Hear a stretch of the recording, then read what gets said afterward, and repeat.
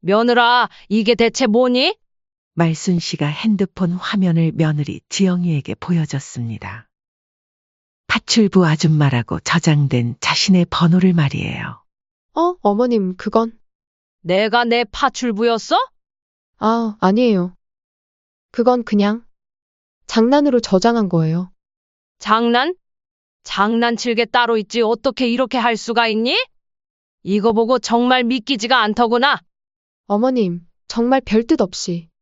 너네 편히 봐주려고 너랑 더 가까이 지내려고 이렇게 손주도 봐주고 한 건데 너한테는 그저 파출부로 보인 거구나. 네 속마음 잘 알겠다. 제가 그렇게 저장한 건 정말 죄송한데, 솔직히 어머니도 그렇게 잘한 건 없으시잖아요. 그리고 제가 뭐라 저장했든 제 핸드폰 마음대로 본 건 어머니죠. 잘한 건 없다고. 그렇다면 내가 못한 건 또 뭐니? 아니, 그게 아니라 저희 편에 봐주셨다는 말이 웃겨서 그렇죠. 시어머니면 손주 봐줄 수도 있는 걸. 어떻게 이게 당연한 게 되니? 그래, 내가 아는 게 당연한 거라 치고 너는 나한테 뭘 해줬는데? 너는 며느리로서 가족으로서 뭘 해줬길래 그리 당당하니? 명절에 안부 전화 한 번 제대로 받은 적 있어? 내가 아플 때 한 번이라도 걱정해 준 적 있어? 며느리는 입을 벌리려다 다시 닫았습니다. 없지? 그런데 반찬 필요하면 언제든 연락하고 진후 봐달라고 할 때도 연락하더라. 평소에는 내 전화 받지도 않으면서 필요할 때만 어머님 하더라. 그래, 이제 알겠다. 나를 파출부라 생각하니까 그렇게 필요할 때만 부른 거겠지. 이제야 이해가 된다 그래? 이번 사연의 주인공은 충북 음성 출신, 올해 68세인 윤말순 씨입니다. 말순 씨의 왼손에는 2개의 손가락이 없습니다. 검지와 중지가 2번째 마디까지 없어진 채로 그 자리엔 옅은 흉터만이 남아있죠. 처음 보는 사람들은 깜짝 놀라지만 말순 씨는 그 손으로 밥을 짓고 빨래를 하고 아이를 돌보며 살아왔습니다. 그 상처에는 긴 이야기가 담겨 있었습니다. 말순 씨가 26살이던 해, 남편은 매일 술에 취해 들어왔습니다. 조금이라도 마음에 들지 않으면 주먹이 날아왔고 욕설이 쏟아졌죠. 작은 집안에서 5살 아들 현수는 엄마 치마폭에 숨어 벌벌 떨곤 했습니다. 어느 겨울밤이었습니다. 남편이 또다시 술에 취해 들어와 말순 씨를 때리기 시작했죠. 그런데 이번엔 달랐습니다. 현수가 아빠를 말리려다 함께 넘어지면서 머리를 다쳤거든요. 이러다 진짜 우리 둘 다 사단 나겠다. 그날 밤 말순 씨는 아들을 품에 안고 집을 나왔습니다. 새벽 4시 눈이 내리는 추운 겨울이었죠. 가진 건 통장에 있던 10만 원과 아들의 작은 가방 하나뿐이었습니다. 현수야, 우리 어디로 갈까? 기차역에서 말순 씨는 가장 가까운 곳에 표를 샀습니다. 경기도 안성이었죠. 그렇게 모자는 전혀 아는 사람 없는 낯선 도시로 향했습니다. 안성역에 내려서 말순 씨가 처음 한 일은 일자리를 구하는 것이었습니다. 5살 아이를 키우려면 당장 돈이 필요했거든요. 임시직이라도 일당이라도 상관없었습니다. 아이 있으시면 일하기 힘들 텐데요. 애 아프면 어떻게 하실 거예요? 10곳을 찾아다녀도 번번이 거절당했습니다. 하지만 말순 씨는 포기하지 않았죠. 21번째 찾아간 공장에서 드디어 일자리를 얻었습니다. 새벽 5시에 출근해서 밤 9시에 퇴근하는 고된 일이었지만 말순 씨는 감사했습니다. 현수를 키울 수 있는 돈을 벌 수 있었으니까요. 그렇게 2년을 버텼습니다. 도시락 공장에서 식당 설거지로, 식당에서 방직 공장으로 조금이라도 더 나은 조건을 찾아 이직을 반복했죠. 현수도 엄마가 일하는 동안 혼자서 라면을 끓여 먹을 정도로 의젓해졌습니다. 말순 씨가 46살이 되던 해 구두 공장에서 일하게 되었습니다. 임금이 다른 곳보다 좀 더 괜찮았거든요. 현수가 중학교에 올라가면서 학원비며 준비물이며 돈이 더 많이 들었기 때문이었죠. 그날도 평범한 하루였습니다. 말순 씨는 프레스기 앞에서 가죽을 재단하고 있었어요. 똑같은 동작을 수백 번 반복하는 단순한 작업이었지만 집중해야 하는 일이었죠. 그런데 기계에서 이상한 소리가 났습니다. 어? 뭔가 이상한데. 말순 씨가 기계를 확인하려고 손을 뻗은 순간이었습니다. 갑자기 프레스기가 오작동을 일으키며 내려왔죠. 아! 비명과 함께 말순 씨의 왼손이 기계에 끼었습니다. 검지와 중지 두 손가락이 두 번째 마디까지 다쳤어요. 응급실로 실려간 말순 씨는 의식을 잃었다 깨어났습니다.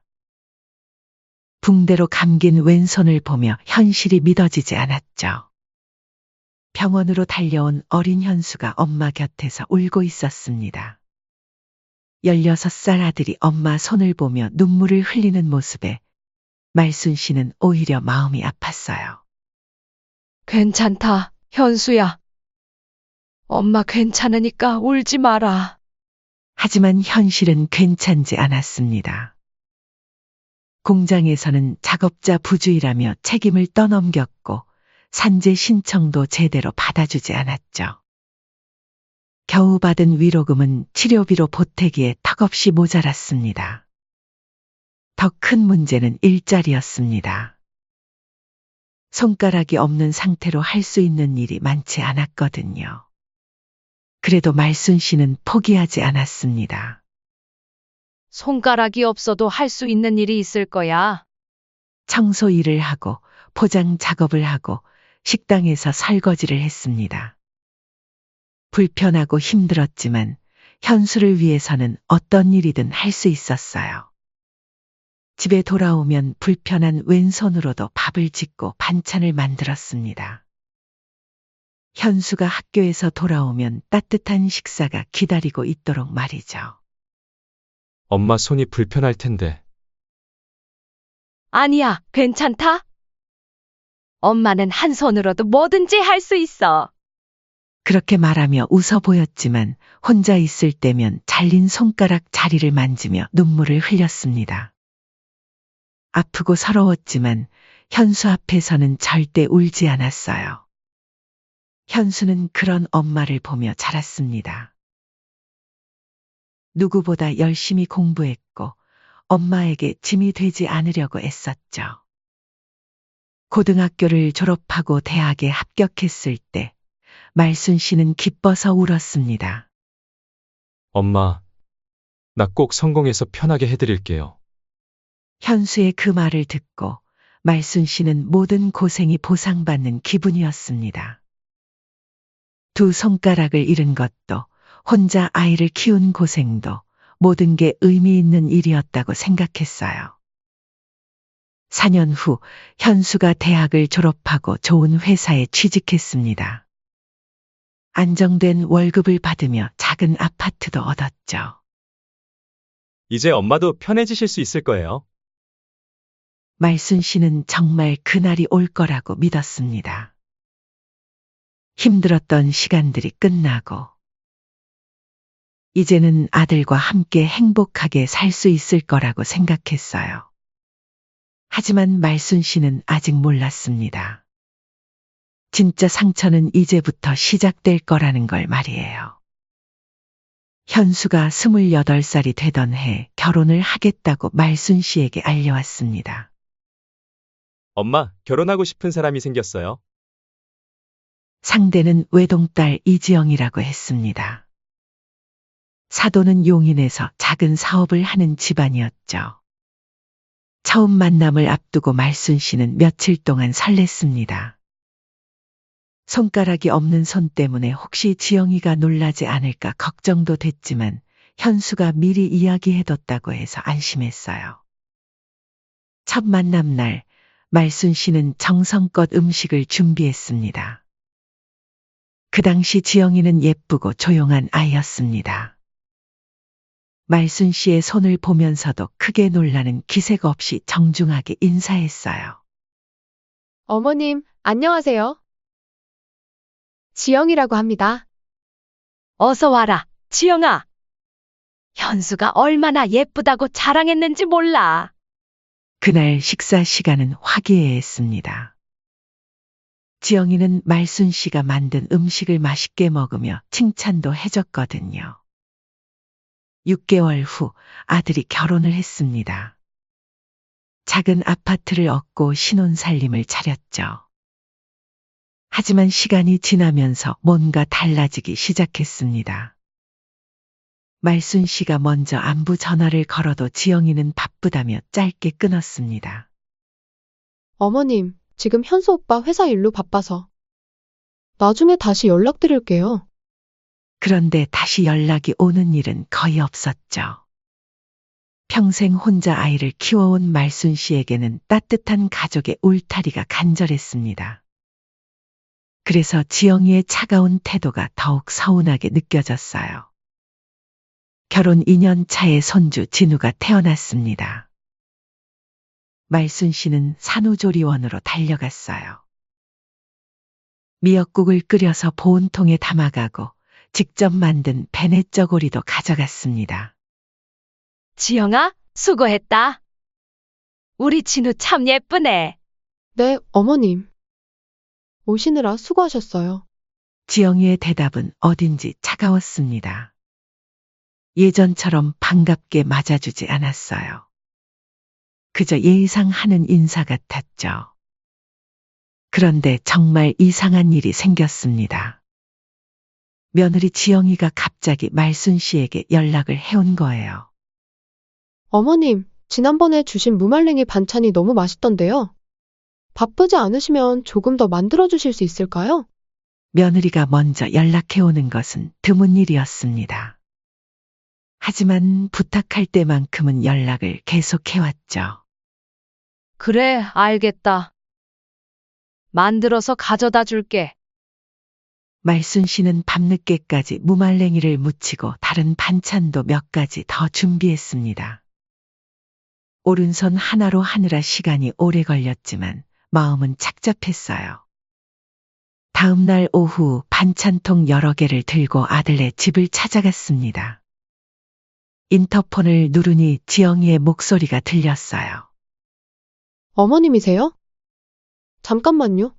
말순 씨는 현관문이 열릴 줄 알았는데 지영이는 문틈만 조금 열고 나왔습니다. 어머님, 반찬 가져오셨어요? 응, 무말랭이랑 다른 것도 조금 만들어 왔어. 들어가서. 아, 반찬은 그냥 문 앞에 두고 가세요? 제가 지금 진우 보느라 너무 바빠서요. 말순 씨는 얼떨떨했습니다. 집 안에 들어가서 잠시라도 얼굴 보고 가려고 했는데 그냥 반찬만 두고 가라는 거였어요. 그래도 진우 얼굴 좀. 다음에요, 어머님. 진우가 지금 자고 있어서 깨우면 안 되거든요. 지영이는 반찬통을 받아들고는 바로 문을 닫아버렸습니다. 말순 씨는 빈손으로 돌아서는 길이 너무 쓸쓸했어요. 그 후로도 며느리 지영이는 이런 식이었습니다. 필요한 반찬이 있을 때만 연락을 했고 말순 씨가 먼저 전화하면 받지 않거나 바쁘다며 금세 끊었죠. 어느 날 지영이에게서 또 연락이 왔습니다. 어머님, 죄송한데 내일 오후에 진우 좀 봐주실 수 있으세요? 제가 급한 일이 생겨서요. 그래, 알겠다. 내가 가서 볼게. 다음 날 오후 말순 씨는 진우를 보러 갔습니다. 이제 돌이 지난 진우는 아장아장 걸어 다니고 있었어요. 그런데 지영이가 나가기 전에 조심스럽게 말을 꺼냈어요. 어머님, 죄송한 말씀인데요. 응? 뭔데? 어머님 손가락. 진우가 보면 놀라거나 무서워할 수도 있을 것 같아서요. 혹시 장갑 좀 껴주실 수 있을까요? 그 말을 듣는 순간 말순 씨의 가슴이 철렁 내려앉았습니다. 무슨 말인지 이해는 하지만 서운한 감정을 숨길 수는 없었죠. 말순 씨는 말없이 장갑을 꼈습니다. 평생 혼자 버텨온 사람에게는 참는 것이 습관처럼 되어 있었거든요. 지영이가 나간 후 말순 씨는 진우를 돌보면서도 계속 장갑을 끼고 있었어요. 진우가 자신의 상처를 보고 무서워할까 봐서 말이죠. 그렇게 몇 개월이 지났습니다. 지영이는 필요할 때만 말순 씨에게 연락했고 말순 씨는 그때마다 묵묵히 도와줬어요. 반찬을 만들어다 주고 진우를 봐주고 집안일도 도와줬습니다. 하지만 뭔가 이상했습니다. 가족 같은 느낌이 전혀 들지 않았거든요. 어느 날 말순 씨가 진우를 보고 있는데 지영이가 친구와 전화 통화를 하는 소리가 들렸습니다. 응, 시어머니가 와서 애 봐주고 있어. 편하긴 한데. 내가 돌아오면 그냥 돌아가셨으면 좋겠는데 자꾸 더 있을라 하셔서 불편하긴 해. 말순 씨는 충격을 받았습니다. 자신이 선의로 하는 일들이 며느리에게는 부담스러운 일이었던 거예요. 그날 밤 말순 씨는 잠을 이루지 못했습니다. 자신이 뭘 잘못하고 있는 건지 생각했어요. 그래도 아들의 가정을 위해서는 참아야겠다고 스스로를 달랬습니다. 제대로 된 가족을 가져본 적이 없었던 말순 씨에게는 이것만이라도 지키고 싶었거든요. 상황은 나아지지 않았습니다. 오히려 점점 더 어색해졌죠. 지영이는 말순 씨가 올 때마다 귀찮아하는 기색을 숨기지 않았고 말순 씨는 그런 눈치를 보며 점점 위축되었습니다. 그래도 말순 씨는 계속했습니다. 아들 현수가 가끔 고마워한다고 말해줬거든요. 엄마, 지영이가 엄마 덕분에 많이 편해한다고 해요. 하지만 말순 씨는 아직 몰랐습니다. 며느리가 자신을 어떻게 생각하고 있는지 곧 더 큰 충격을 받게 될 거라는 걸 말이에요. 그날도 지영이에게서 연락이 왔습니다. 어머님, 급한 일이 생겨서 진우 좀 봐주실 수 있으세요? 2시간 정도만요? 말순 씨는 늘 그랬듯 알겠다고 답했습니다. 아들네 집에 도착해보니 며느리가 바쁜 듯 준비를 하고 있었어요. 어머님, 진우 기저귀는 여기 있고요. 우유는 냉장고에 있어요. 2시간 후에 올게요. 알겠다. 다녀와라. 지영이는 급하게 나가면서 핸드폰을 거실 소파에 두고 갔습니다. 1시간 정도 지났을 때 진우가 보채기 시작했어요.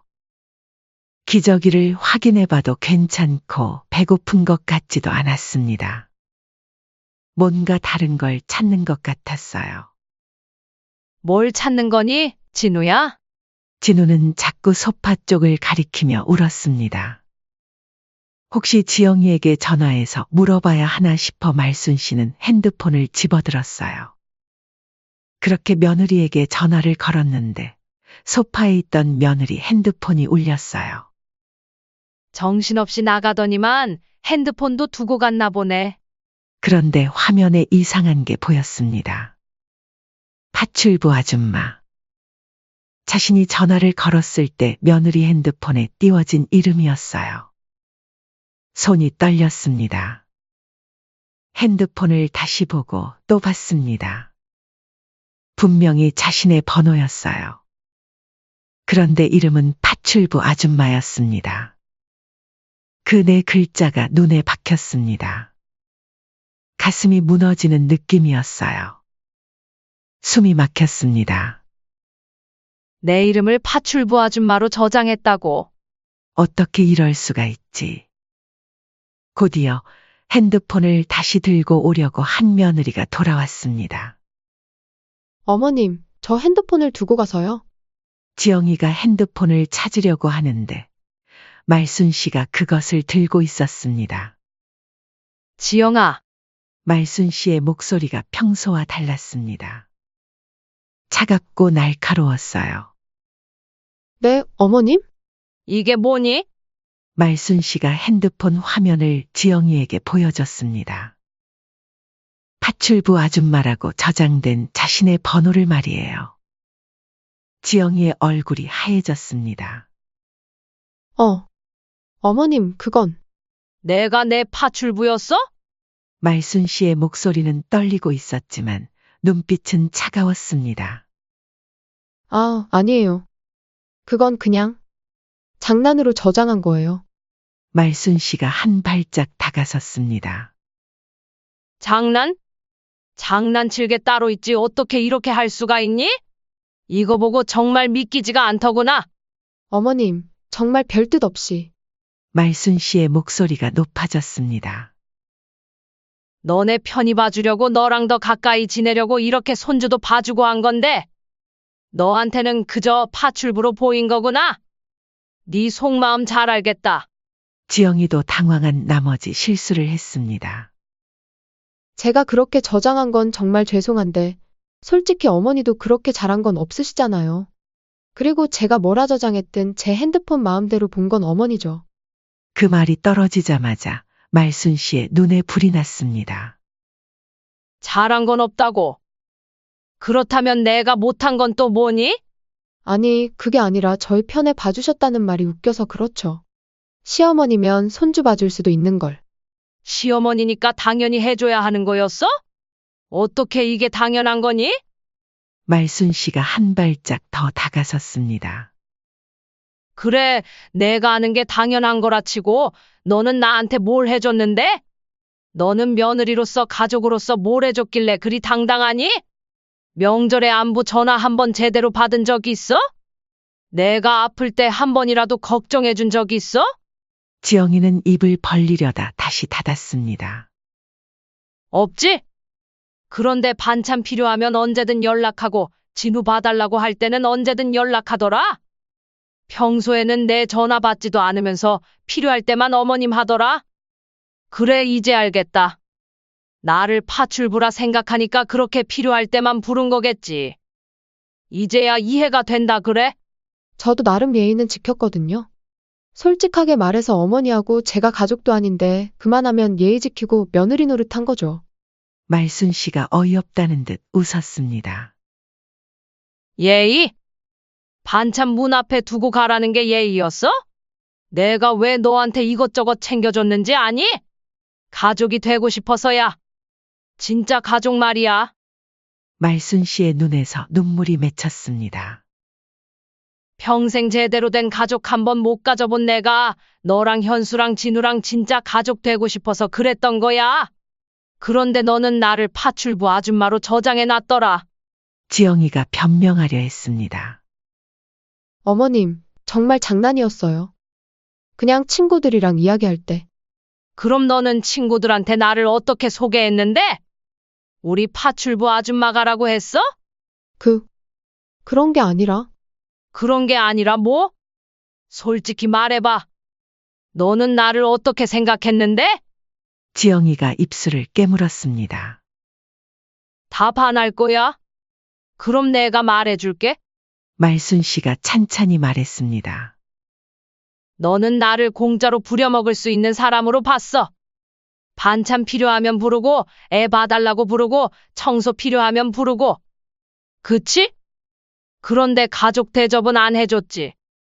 집에 들어오라고도 안 하고, 안부도 안 물어보고, 명절에도 거치레로만 연락하고, 심지어 내 손가락 보기 싫다고 장갑까지 끼라고 했지. 지영이가 발끈했습니다. 그건 진우 때문이었어요. 아이 교육 정서에 안 좋은 영향이 있을까봐.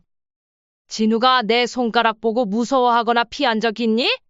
지영이의 얼굴이 빨갛게 달아올랐습니다. 어머님이 뭘 아신다고 그러세요? 내가 뭘 안다고? 그럼 너는 뭘 아는데? 말순 씨가 핸드폰을 며느리에게 던져줬습니다. 이제 됐다. 모든 게 분명해졌어. 어머님, 내가 바보였다. 어머님, 진정하세요. 진정하라고. 너 같으면 퍽이나 진정하겠다. 말순 씨가 돌아서서 현관으로 향했습니다. 어머님, 어디 가세요? 너는 이제 걱정 안 해도 돼. 말순 씨가 현관문 손잡이를 잡으며 말했습니다. 너의 파출부 아줌마는 이제 없으니까. 어머님, 하지만 말순 씨는 돌아보지 않았습니다. 문을 열고 나가면서 마지막으로 한마디 더 했어요. 앞으로 나한테 전화하지 마라. 나는 이제 너희 가족이 아니야. 쾅. 문이 닫혔습니다. 지영이는 그 자리에 서서 멍하니 문만 바라보고 있었어요. 말순 씨는 계단을 내려가면서 눈물을 흘렸습니다. 참. 인생 기고하다 기고해. 말순 씨가 집에 돌아온 건 저녁 7시쯤이었습니다. 마음이 복잡했어요. 30년 만에 처음으로 화를 냈지만 한편으로는 허탈하기도 했거든요. 그렇게 간절히 원했던 가족이라는 꿈이 완전히 깨져버린 것 같았어요. 핸드폰이 울렸습니다. 현수였습니다. 엄마, 지금 어디세요? 말순 씨는 전화를 받았습니다. 집에 있다. 엄마, 지영이한테서 연락 왔는데. 무슨 일이 있었던 것 같은데요? 그래, 무슨 일이 있었지? 현수의 목소리가 조심스러워졌습니다. 엄마, 지영이가 말하는 걸 들어보니 엄마가 좀 심하게 화를 내셨다고 하던데. 말순 씨는 한숨을 쉬었습니다. 그래서? 그게 지영이도 잘못했지만 엄마도 좀 이해해 주시면 안 될까요? 아직 어리잖아요. 현수야, 네, 엄마. 너는 어떻게 생각하니? 뭘요? 내가 너희 집에서 한 일들 말이야. 반찬 만들어주고, 진우 돌봐주고. 그런 것들. 현수가 잠시 망설였습니다. 그건 엄마가 도와주셔서 정말 고마웠죠. 고마웠다고. 네, 그럼 왜 지영이는 내 번호를 파출부 아줌마로 저장해뒀을까? 전화 너머로 현수가 당황하는 소리가 들렸습니다. 그게 뭔 말씀이세요? 말순 씨가 차근차근 설명해 줬습니다. 지영이의 핸드폰에서 본 것, 그동안 자신이 어떤 대우를 받았는지, 오늘 있었던 일까지. 한참 동안 침묵이 흘렀습니다. 엄마, 응? 그건 지영이가 잘못했네요. 근데 엄마도 너무 심하게 화내신 것 같아요. 말순 씨는 믿을 수가 없었습니다. 뭐라고? 엄마, 솔직히 말씀드리면 엄마 때문에 제가 처가에서 얼마나 눈치 보이는지 아세요? 결혼할 때도 장인어른, 장모님이 엄마 손가락 일로 얼마나 걱정하셨는지. 그래도 제가 괜찮다고 설득해서 결혼한 건데. 엄마, 죄송하지만 이렇게 지영이랑 싸우고 연락 끊고 그러면 제 입장은 어떻게 되는 거예요? 너 입장? 네, 저는 그 사이에서 어떻게 해야 하는 거예요? 처가에서 뭐라고 할지. 말순 씨가 믿을 수 없다는 듯 웃었습니다. 그래, 너는 내 입장만 중요하지? 엄마, 그런 뜻이 아니라. 아니야, 맞는 말이야. 내 입장이 제일 중요하지. 너도 나를 부끄러워하고 있었구나? 현수가 당황했습니다. 엄마, 오해세요. 오해가 아니야. 분명하게 말해줘서 고맙다. 엄마, 그리고 현수야, 하나 더 물어볼게. 네. 내 입장이 어떻게 되느냐고 했지? 그럼 그동안 내 입장은 생각해 본 적 있니? 반찬 문 앞에 두고 가라고 할 때, 장갑 끼라고 할 때, 파출부 아줌마로 취급받을 때, 내 기분은 한 번이라도 생각해 봤니? 현수가 아무 말도 못했습니다. 한 번도 생각 안 해봤지? 엄마, 죄송해요. 미안하다고 하지 마라. 이제 와서 미안하다고 하면 뭐해? 엄마, 제가 지영이한테 잘 이야기해 볼게요. 사과하라고 할게요. 그런데 말순 씨의 대답은 현수가 예상하지 못한 것이었습니다. 사과받고 싶지 않아. 엄마, 그게 무슨. 말순 씨의 목소리가 단호했습니다. 현수야, 엄마가 그동안 바보였다. 엄마, 나는 너희가 나를 가족으로 생각해 줄 거라고 믿었어. 그런데 너희한테 나는 그냥 편리한 사람이었구나. 말순 씨가 쓸쓸하게 웃었습니다. 엄마, 그런 게 아니라 저희가 너무 바빠서. 바빠서? 말순 씨의 목소리에 힘이 들어갔습니다. 바쁘면 안부 전화 한 통 못해? 바쁘면 명절에 인사도 못해? 현수야, 며느리만 그런 게 아니야. 너도 엄마가 아플 때 한 번이라도 병원에 같이 가자고 한 적 있니? 없지. 왜냐하면 나는 너희한테 도움을 주는 사람이지 도움이 필요한 사람이 아니었으니까. 현수의 목소리가 작아졌습니다. 엄마, 죄송해요. 제가 생각이 짧았어요. 그런데 이번에도 말순 씨의 반응은 달랐습니다. 미안하다고 해서 해결될 일이 아니야. 현수야, 엄마는 이제 지쳤어.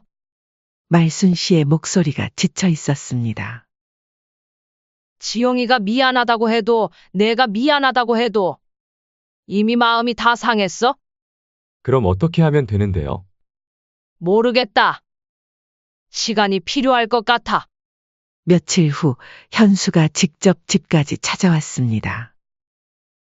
며느리는 여전히 얼굴 한번 안 비쳤죠. 엄마, 지영이가 정말 반성하고 있어요. 이름도 다시 바꿨고 앞으로 정말 잘할 거라고 해요. 말순 씨는 현수를 맞아주었지만 예전처럼 반갑지는 않았어요. 그래, 알겠다. 엄마, 그럼 다시 예전처럼. 현수야. 엄마는 이제 내 인생을 살려고 해. 무슨 말씀이세요? 그동안 너희 인생만 생각하고 살았어.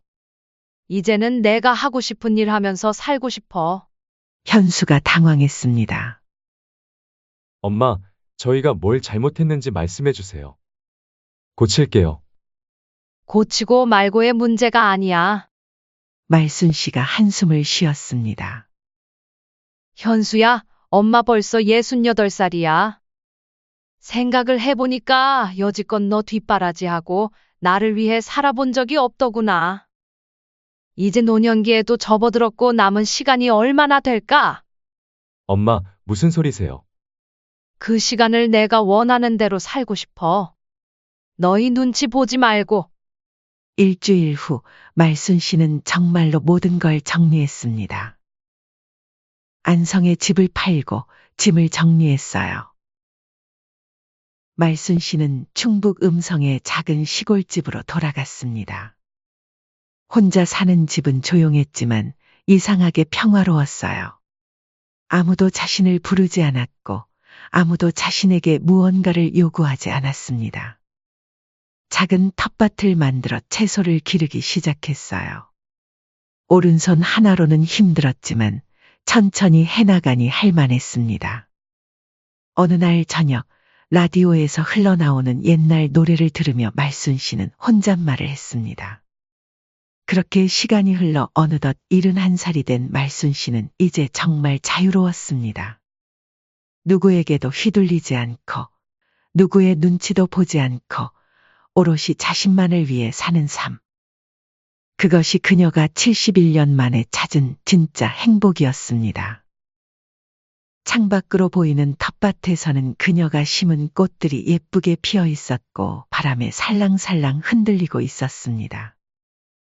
말순 씨는 그 꽃들을 보며 만족스럽게 미소를 지었습니다. 그렇게 가족이 가지고 싶었고 가족을 지키고 싶었는데 나한테는 과분한 거였나 보다. 지금 이대로 감사하며 만족하고 살면 됐지 뭐. 그리고 그날 밤 그녀는 오랜만에 정말 깊이 잠들었습니다. 아무 걱정도 아무 눈치도 없는 평화로운 잠을 말이에요.